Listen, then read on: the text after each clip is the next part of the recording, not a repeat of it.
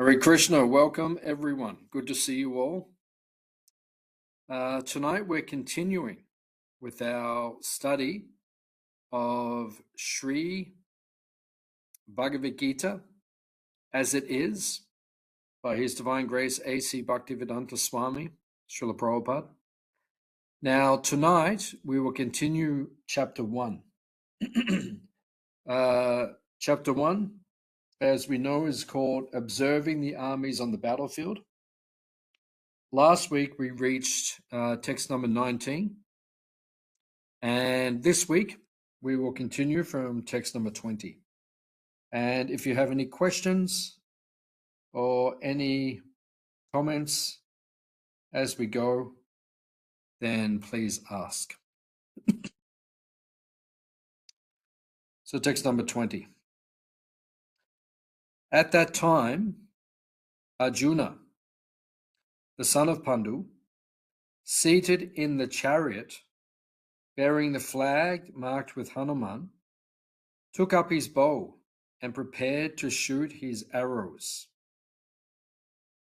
O king, after looking at the sons of Dhritarashtra drawn in military array, Arjuna then spoke to Lord Krishna these words. So Prabhupada mentions in the purport that when the Kurus blew their respective conch shells, there was no heartbreaking on the part of the Pandavas. But for the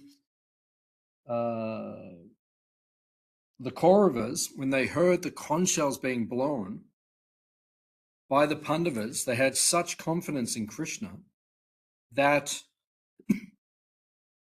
the hearts of the Kauravas, they cracked.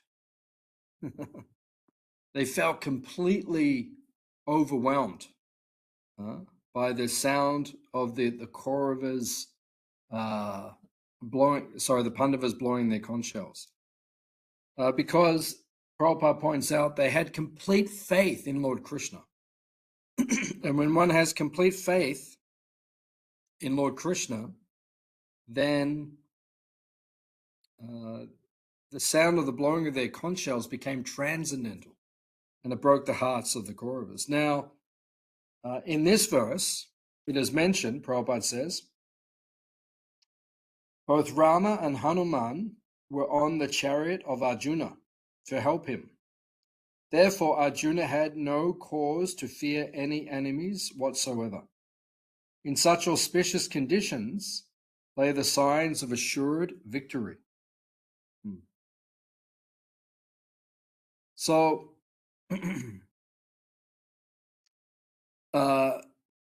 Arjuna's chariot, on top of the chariot there was the flag, and on the flag was Hanuman. And Hanuman had been met by Bhimasena. Bhimasena, when they were in exile in the forest, he once traveled up into I believe it was the foothills of the Himalayas. And as he was walking up, he came across an old and a huge monkey. And he wanted to continue on the path that he was walking on, but the monkey's tail was lying across the path. And Bhima, being cultured and civilized, he did not want to step over the tail of the monkey, who was an elder, who he considered to be a superior. This is culture. This is Vedic culture. So he asked the monkey, please move your tail. The monkey said, I am unable to, I'm too old. But he said, you can move it if you want. So Bhima picked up the tail, and even though he was as strong as 80,000 elephants, he felt that he could not move the tail of the monkey. And then he got the realization that this personality could only be one person. It must be Hanuman himself. And they were brothers because they were both sons of the wind god Vayu. So he offered obeisances to Hanuman, and he said, please bless us. We have a great battle coming. And Hanuman said that I cannot participate in the battle, but I will stay on the flag of your brother Arjuna. And while Krishna is driving his chariot, I will roar battle cries, which will assist Arjuna while he is fighting on the battlefield. So what happened when the battle begins is that Hanuman, he would, as they were charging, Krishna was driving the chariot, Arjuna was firing his arrows, and as they were charging towards the Kaurava army, Hanuman would scream battle cries, and it is said that those battle cries would cause the enemy army to pass stool and urine simultaneously. That was the power, that was the potency of Hanuman being on the chariot. And of course, Prabhupada points out that Ramachandra, the supreme archer, the greatest of all heroes, the Supreme Lord himself, was also on the chariot. In the sense that he is non-different from Lord Krishna, who is the original form of Godhead. So victory was basically assured. That Ram and Hanuman were on your army, were on your chariot. It was guaranteed that they would win, even though they had the smaller army, and the other side had arguably had greater generals. But they had so much confidence in Krishna, and they had Krishna himself and Hanuman, and their confidence and their purity and their faith in Krishna allowed them to win the battle. So text number 21 and 22. Arjuna said, O infallible one,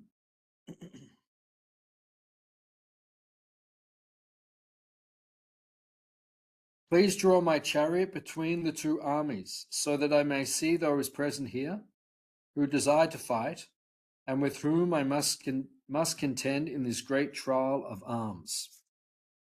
Ubiyor, Senayor, Majay, Ratam, Stapaya, Mechuta. So,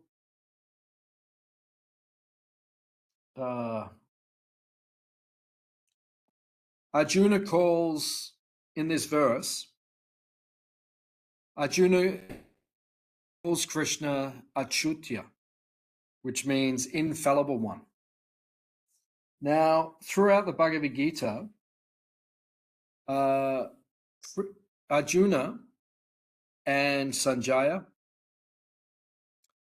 they use different names to address Krishna. And I can't remember exactly how many different names they use for Krishna when they address him in the Bhagavad Gita. But I think it's somewhere between like 15 and 20 something. Like it's a significant amount of names. And none of these names are haphazard. We have to understand this point. It's an important point. That these are not just random names. It's not that Arjuna just randomly calls Krishna a particular name. Each name is specifically chosen due to a particular, for a particular reason. So this name, which Arjuna uses in this verse when addressing Krishna is achutya. And actually, this is the essence of the entire Bhagavad Gita. Because we see Arjuna, we see Krishna in the Bhagavad Gita driving the chariot of Arjuna. He is known as Parthasarathi. So he's driving Arjuna's chariot. Now, it's interesting because the first time we see Krishna in the Srimad Bhagavatam, the Srimad Bhagavatam is the elaboration of the Bhagavad Gita. So the first time we see Krishna in the Srimad Bhagavatam, he is driving the chariot of Arjuna once again, chasing Ashwatthama. Now we have to understand this in context. We have to understand this properly. This is significant. The first time you see Krishna in the Bhagavad Gita, or when you see Krishna in the Bhagavad Gita, the first time you see Krishna in Bhagavatam, he's driving the chariot of his friend Arjuna. Now, in Vedic civilization, to be born in a Kshatriya family, to be a prince or a princess, and to become a king or a queen, this is extremely exalted. And to be a chariot driver, it's like the equivalent in modern day culture of being a taxi driver. To be a taxi driver is not considered to be a highly skilled or a high class occupation. Not that we have anything, we're not passing judgment, and not that we have any prejudice towards anyone, but we're just saying objectively, it's not considered to be like a high class position. So similarly, in the Vedic times, to drive a chariot, to be a chariot driver, it's not considered to be a high class position or situation, right?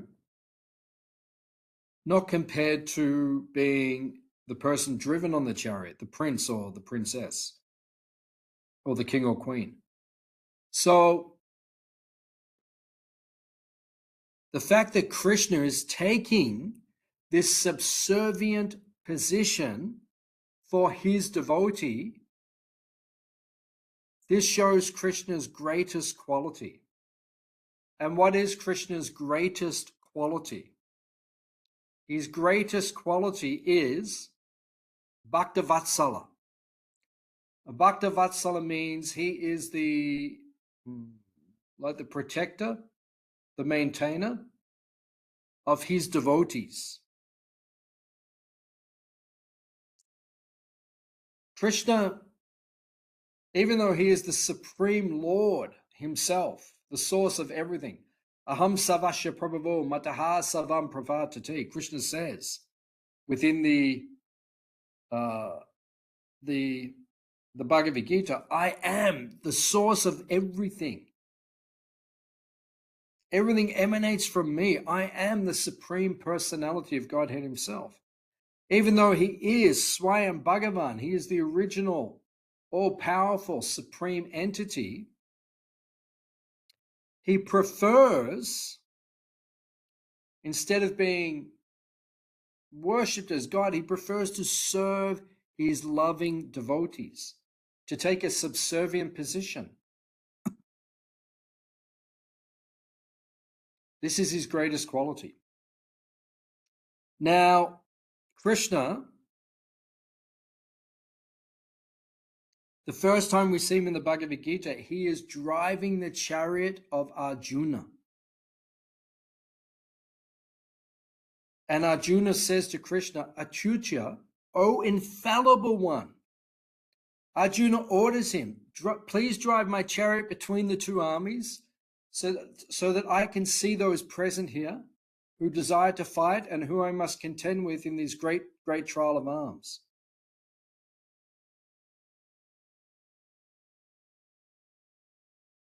So Arjuna is ordering Krishna, but he calls him Achyutya. Oh, my friend, Achyutya. Oh, infallible one. Arjuna knows, he is confident that Krishna will follow his orders or his instructions. He will fulfill his desire. This is the intimacy that the devotee has with Krishna. He has that intimate relationship with Krishna, that he knows that Krishna will fulfill his desires.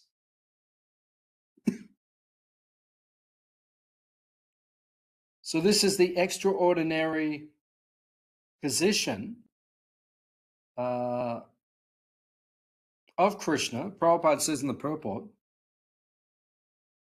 although Krishna is supreme, out of causeless mercy, he serves his devotee. Although he serves his devotee, his supreme position is not challenged. When a pure devotee orders him, he obtains transcendental pleasure.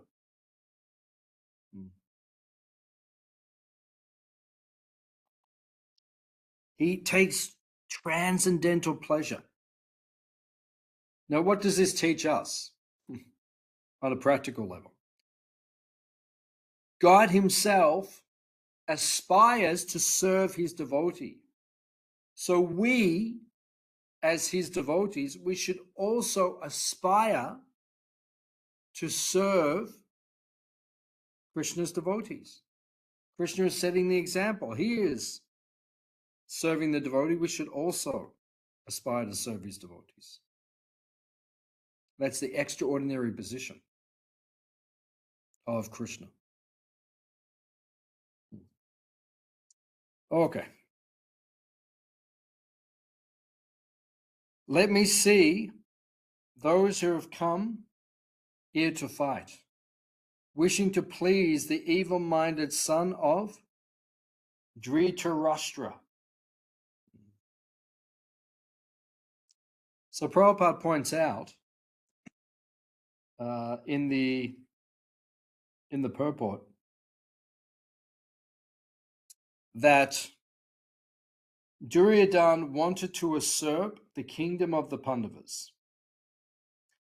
Persons who had joined Duryodhana must have been birds of the same feather.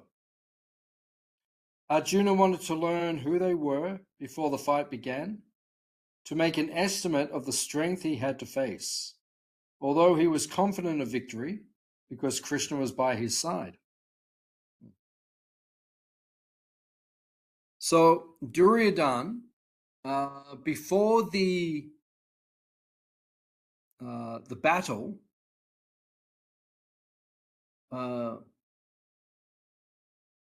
he was trying to bring as many generals and soldiers and armies on his side as possible to win the battle. And he used trickery sometimes to recruit. But in general, many of the warriors who sided with Duryodhana instead of Yudhishthira,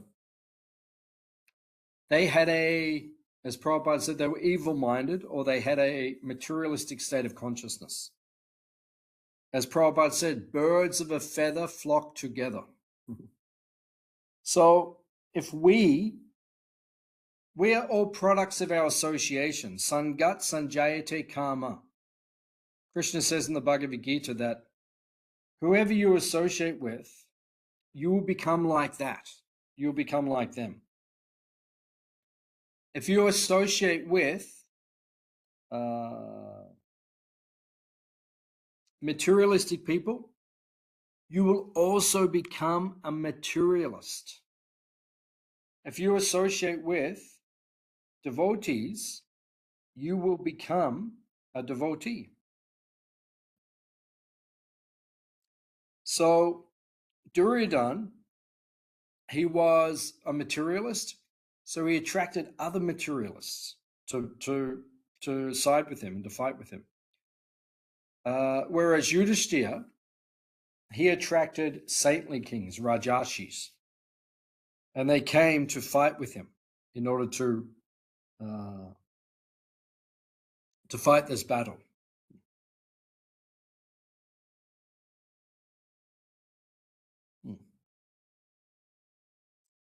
Text number 24. Sanjaya said, O descendant of Bharata, having thus been addressed by Arjuna, Lord Krishna drew up the fine chariot in the midst of both parties.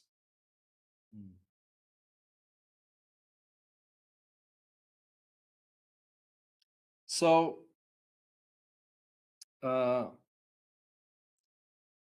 Arjuna himself is referred to as Gudakesh. Gudakesh means one who has conquered sleep. Arjuna, he was so devoted to serving Krishna that he was able to conquer sleep. Just like Srila Prabhupada. You know, Srila Prabhupada would only sleep for 2 hours a night. You know, so he conquered sleep because he had so much desire to serve Krishna. And similarly, you know, devotees, they desire to serve Krishna. They have that transcendental desire. Therefore, they can conquer sleep like Arjuna has done. Arjuna was so determined to become the greatest warrior on the planet in order to serve Krishna with his warriorship, with his military abilities. He used to practice shooting his arrows even in the dark. He became so fixed. So he would stay up even during the night firing his arrows just to become expert as a warrior, so he could serve Krishna with this skill. So this is the position of an advanced devotee.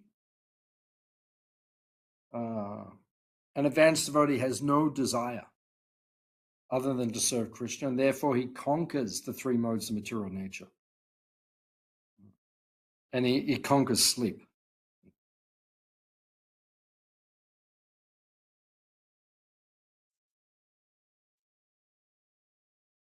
In the presence of Bhishma, Drona, and all the other chieftains of the world, the Lord said, just behold, Partha, all the Kurus assembled here. So,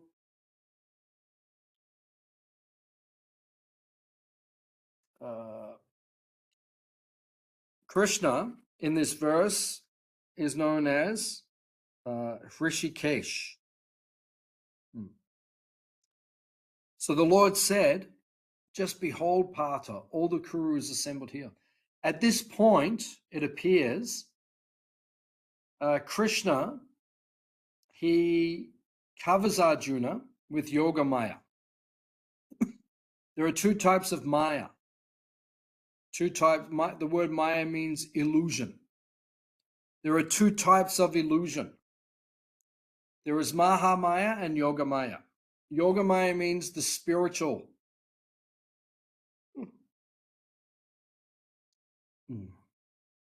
The spiritual potency. Maha Maya means the material potency, or the material potency of forgetfulness, where we forget Krishna. Now, it's important to understand that Arjuna, when he appears to become bewildered at the beginning of the Bhagavad Gita, this is the effect of the spiritual potency, Yoga Maya, not the material Maha Maya potency. He is not like us, where we forget Krishna willingly. It is not like that.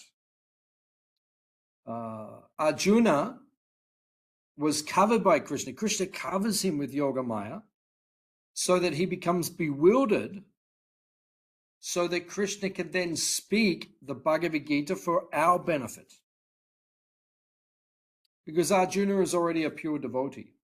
So in one sense, he doesn't need to hear the Bhagavad Gita. Whereas we need to hear the Bhagavad Gita. That's why it's being spoken.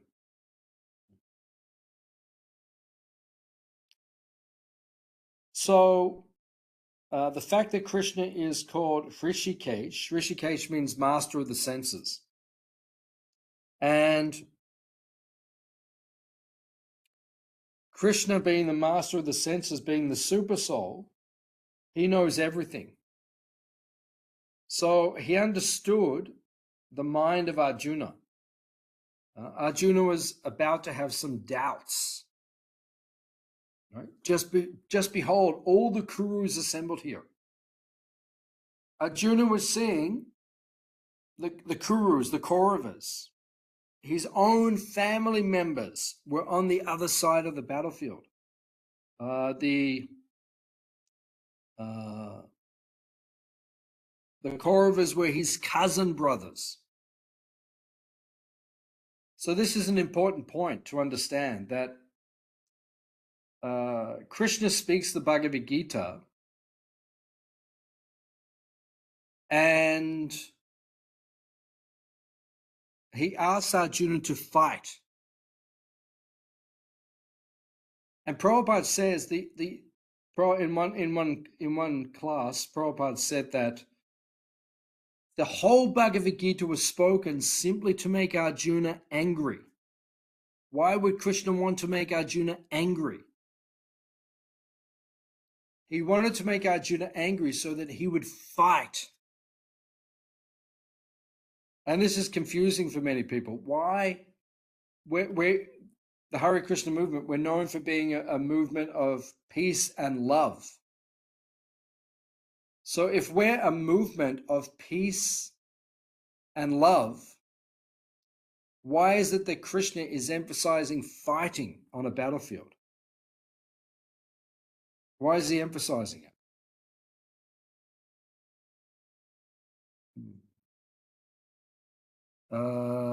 You can't hear me. If you can't hear me, this means that there's a problem with the internet. Unfortunately, because otherwise you would be able to hear me. Can you hear me now?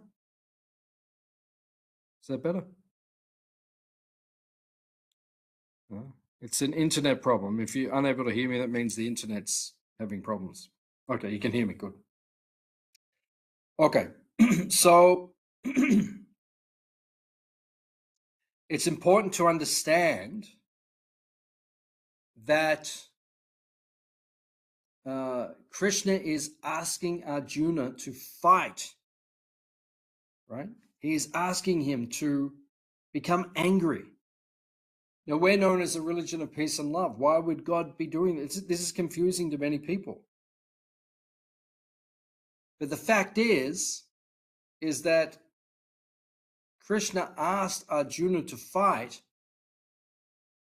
because this battle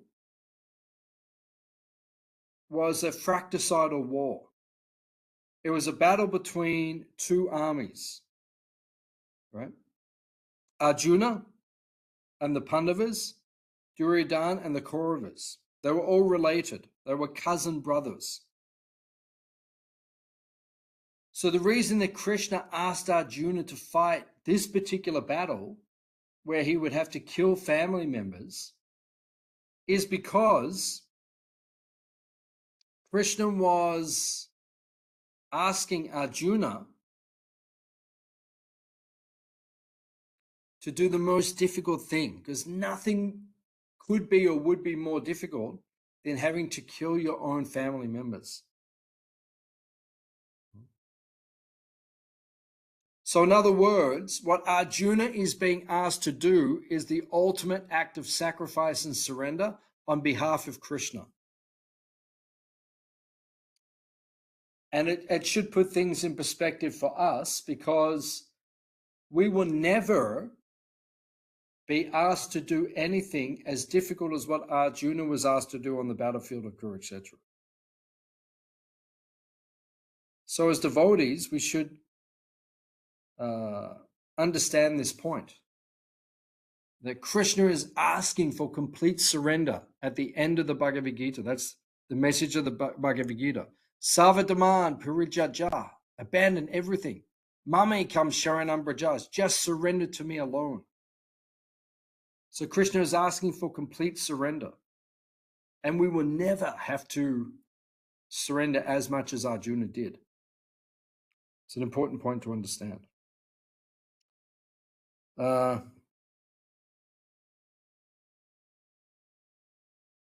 So Krishna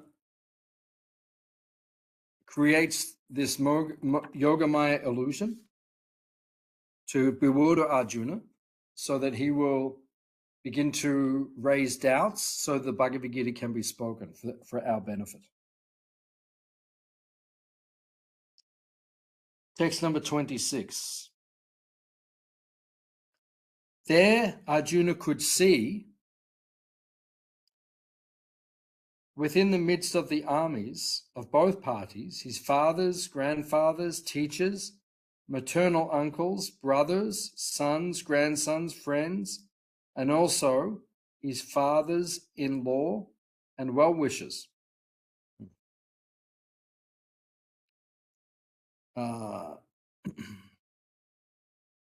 So this is very bewildering. This is very challenging. You know, you have to go into a battle. You're seeing friends and relatives, you know, people that you love, people that you've grown up with, people that you've shared so much with, and now you have to fight with them. Right? It's the most challenging situation that Arjuna found himself in.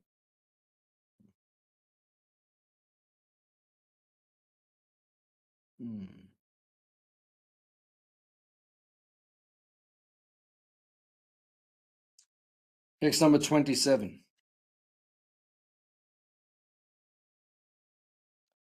When the son of Kunti, Arjuna, saw all these different grades of friends and relatives, he became overwhelmed with compassion and spoke thus.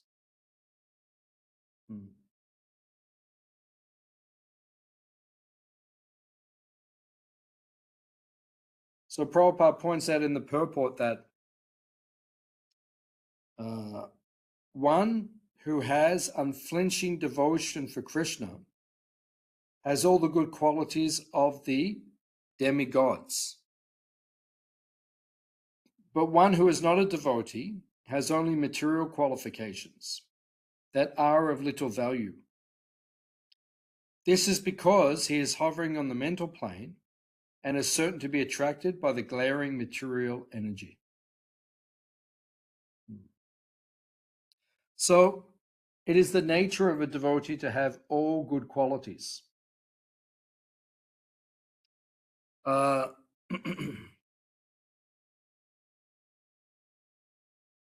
at this point,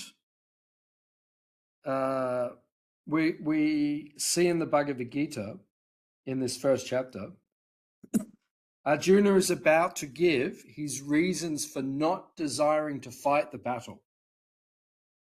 And this is typical. When we find ourselves in a difficult situation in life, we like to make excuses to get out of the situation.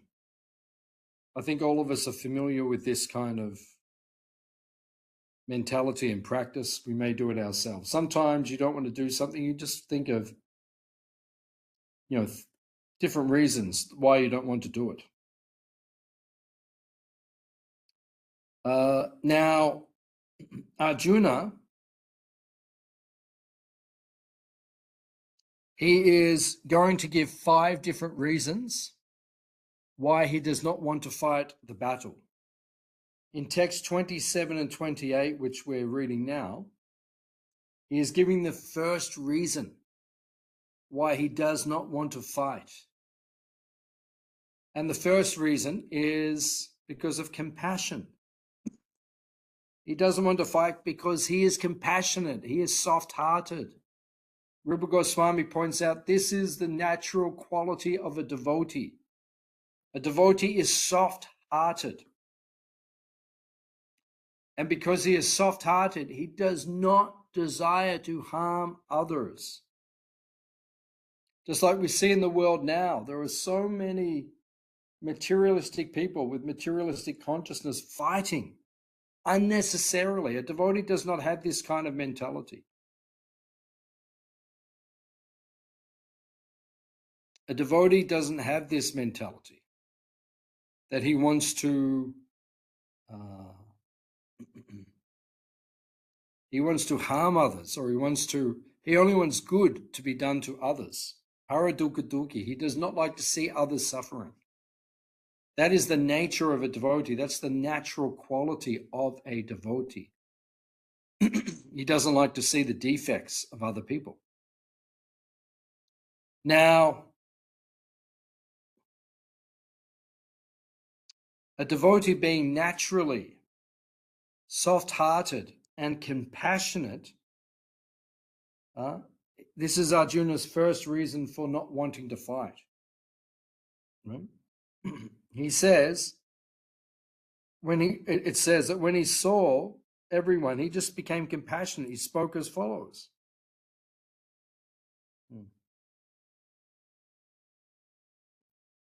Arjuna said, text number 28, "My dear Krishna, seeing my friends and relatives present before me in such a fighting spirit, I feel the limbs of my body quivering and my mouth drying up."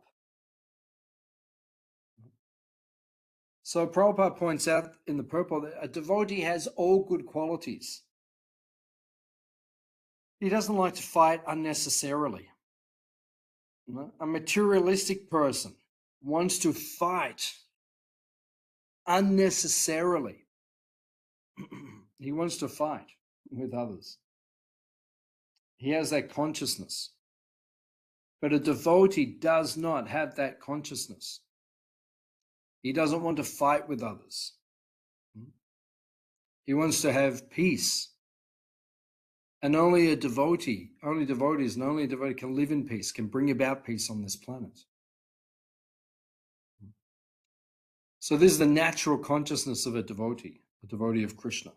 He does not want to fight. He doesn't want to have these negative experiences with others.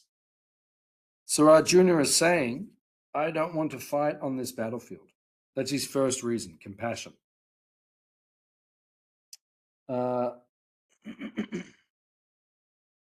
Text number 29. My whole body is trembling. My hair is standing on end. And my bow Gandiva is slipping from my hand and my skin is burning. So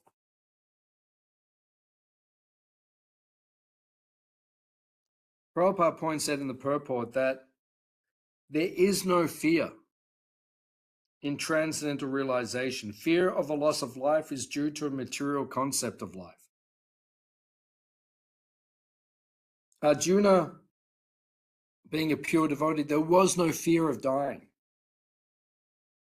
He wasn't fearful of fighting the battlefield, fighting the battle of Kurukshetra.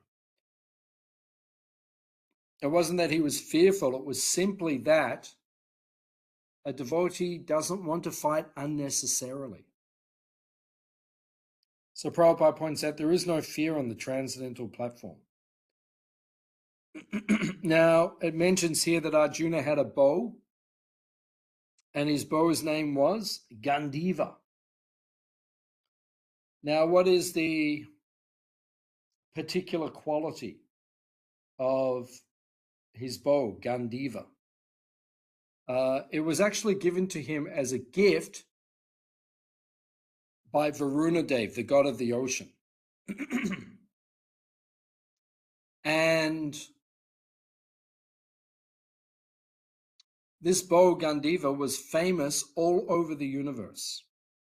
Before the battle of Kurukshetra, Arjuna spent time in the forest, as all the Pandavas did, performing austerities so that he would develop power to achieve victory in the battle, which he knew was coming. So he did austerities, and when he did austerities, he received potency. He received the blessings of various demigods, devatas. They blessed him so that he would become more powerful, so that he could win the battle. He would be victorious in the battle of Kurukshetra. So Arjuna performed these austerities, and he was gifted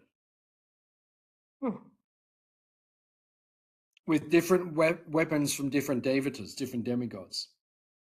So Varuna gifted him with a bow whose name was Gandiva. This bow was famous all over the universe. And it said that when he twanged the bow, when he let go of the arrows on the bow was so powerful it would make like a thunderclap every time that he would shoot an arrow.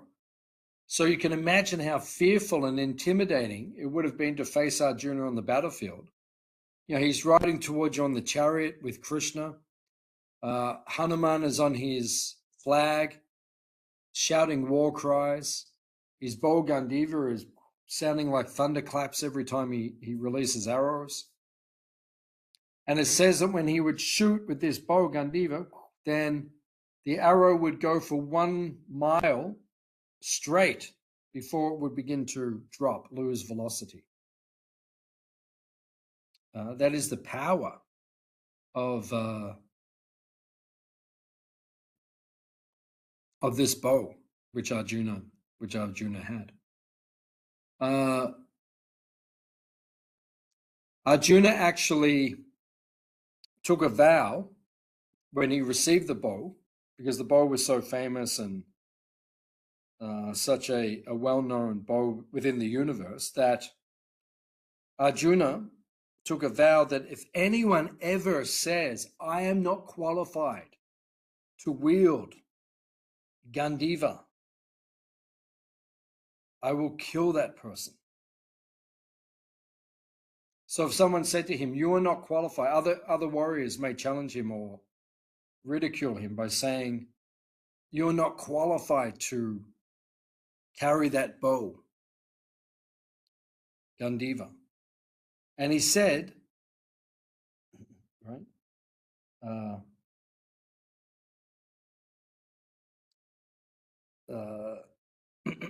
Arjuna said that if anyone ridicules me in that way, challenges me in that way, I will kill them. He took that vow. So one time, later, after the Bhagavad Gita was spoken and the battle of Kurukshetra begins, Yudhishthira, his elder brother, was facing Karna, who was also Arjuna's elder brother. They didn't know that at the time, but he was facing him on the battlefield, and Karna wounded Yudhishthira and sent him off the battlefield. So when Arjuna heard that Yudhishthira had been wounded and removed from the battlefield, he said to Krishna, take me to Yudhishthira. So Krishna drove the chariot off the battlefield, and they went to visit Yudhishthira to see if he was okay. And Arjuna said, when he entered the pandal, when he entered the tent where Yudhishthira was resting,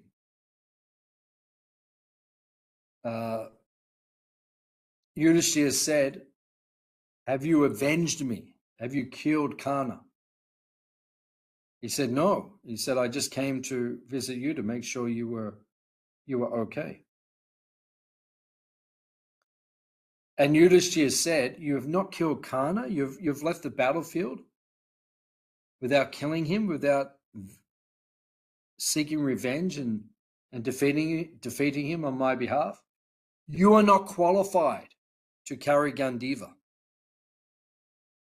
And when Arjuna heard that, he was mortified because he thought, now I have to kill my brother who has belittled me. I've taken that vow. And this is one of the important cultural features of Vedic culture, that when someone takes a vow or makes a promise, it's like it is etched in stone. These days, if we make a promise or take a vow, most of the time, many times, people cannot keep their promise or maintain their vows. Whereas Arjuna and people of that caliber, if they took a vow, then they had to fulfill it. So because he had vowed, he would kill anyone who had insulted him by saying that he could not wield the Gandiva bow. He was beside himself in disappointment that he now had to kill his own brother.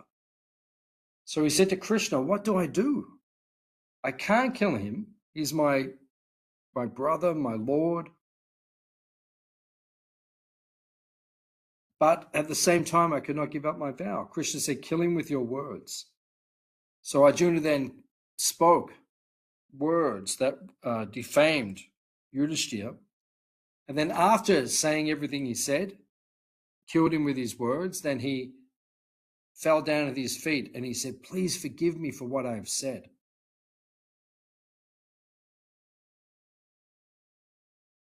So in this way, he was able to maintain his vow without killing his brother.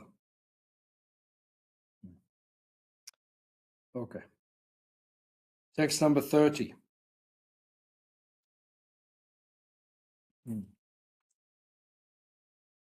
I am now unable to stand here any longer. I am forgetting myself, and my mind is reeling. I see only causes of misfortune, O Krishna, killer of the Keshi demon.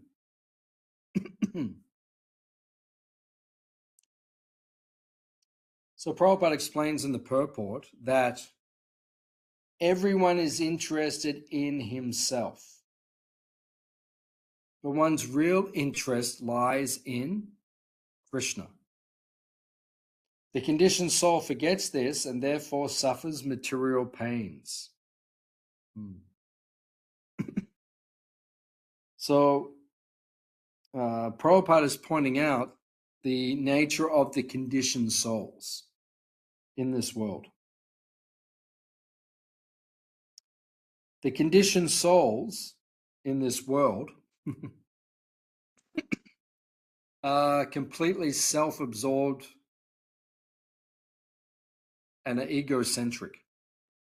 And we are all like that to some degree. And we see it all around us every day. That people are absorbed within themselves.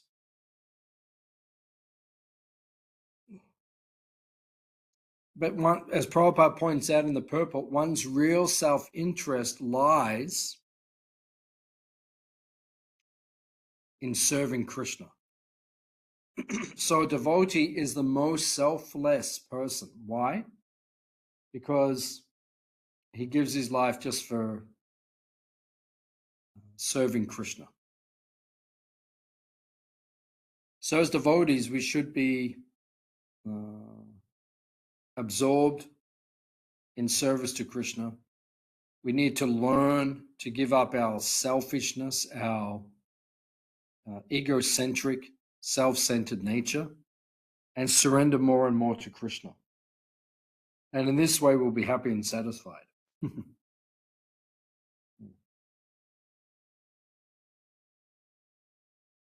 Okay. Text number 31. Now, the first reason that we've already spoken of why Arjuna did not want to fight. The first reason he gives was because of compassion. Now, the second reason is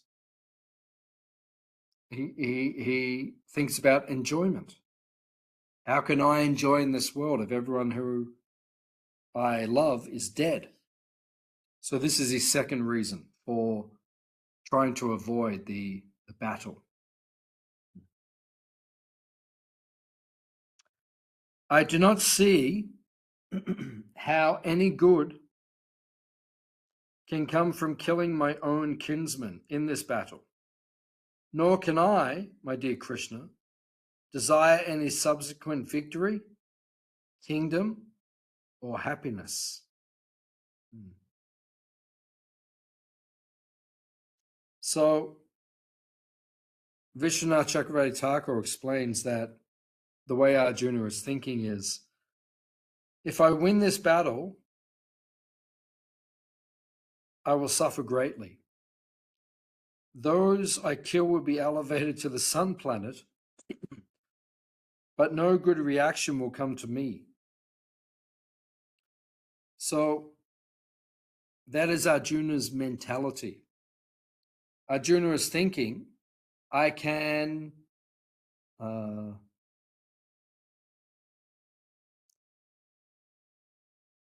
others will die and they will get the benefit, because it says in the Vedic teachings that if one dies on the battlefield, one will automatically be elevated to the sun planet, which is a heavenly planet. But I will be stuck here on earth. All my friends and family will be dead. I'll be suffering, and they will be liberated. So what's the point of me fighting and winning this battle? I can't enjoy. There'll be no happiness left in my life, which is a strong argument. But although he gives these strong arguments, Krishna rejects them and says, no, you do your duty, and your highest duty is to serve me, to please me.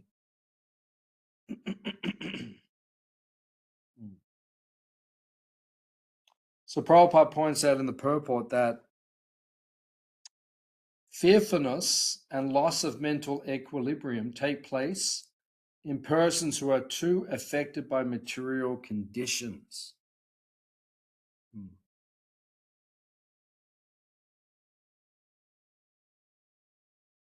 So if we're too affected by this material world, right? If we're too absorbed in this material world, what takes place? We cannot enjoy. We will lose our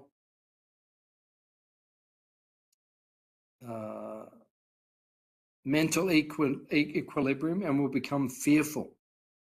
If we're too much absorbed in just enjoying ourselves, we'll never be happy in this world. And you see people who are too much absorbed in just enjoying themselves and in sense gratification, they cannot be happy in this world. They don't find happiness in this world. So Bhagavad Gita teaches us to be selfless, to give up this desire to enjoy separately from Krishna. Okay. So text number 32 to 35. Also, Arjuna is arguing on this platform that I cannot enjoy if I kill everyone on this battlefield. Oh, Govinda. Now, the word Govinda, Arjuna uses this word Govinda. Govinda means master of the senses, one who gives pleasure to our senses. So Arjuna is arguing with Krishna, you're supposed to give pleasure to my senses, but you're asking me to kill everyone. Oh, Govinda, why don't you give pleasure to my senses?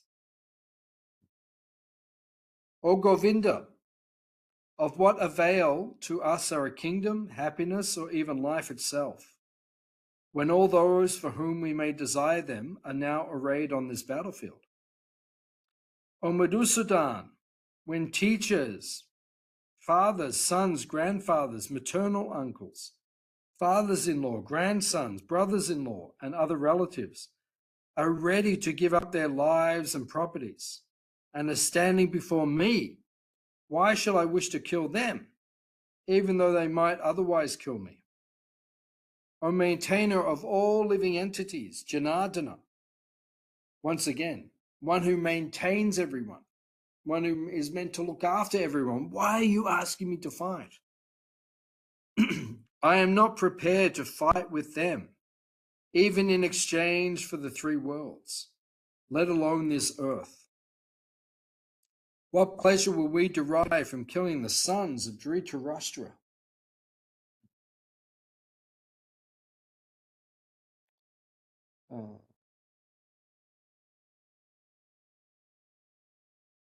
So Prabhupada points out in the purports in this section that without knowing one's real self-interest is in Krishna, conditioned souls are attracted by bodily relationships, hoping to be happy. So without knowing, people who don't know, who are ignorant, who do not accept that serving Krishna is the highest benediction for humanity, and they're absorbed in the bodily concept of life, they can never be happy in this world. That's why Krishna speaks the Bhagavad Gita, to lift us out of that material consciousness. Then Prabhupada says that when one tries to satisfy the senses of Govinda without desiring to satisfy one's own senses, then by the grace of Govinda, all desires of the living entity are satisfied.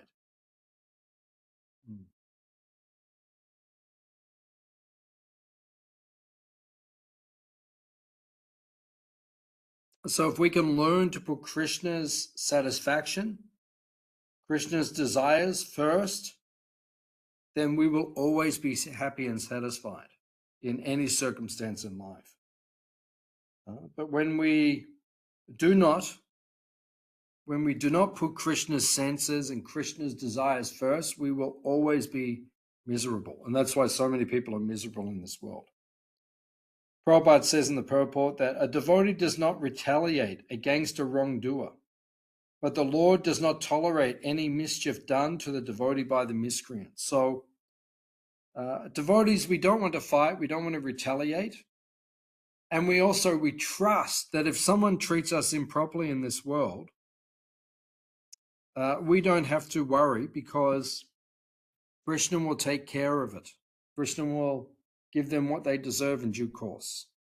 So for a devotee, we're always peaceful, because we don't try to cause harm to others unnecessarily.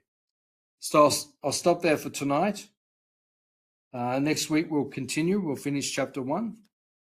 Does anyone have any questions or any comments on anything that we discussed tonight?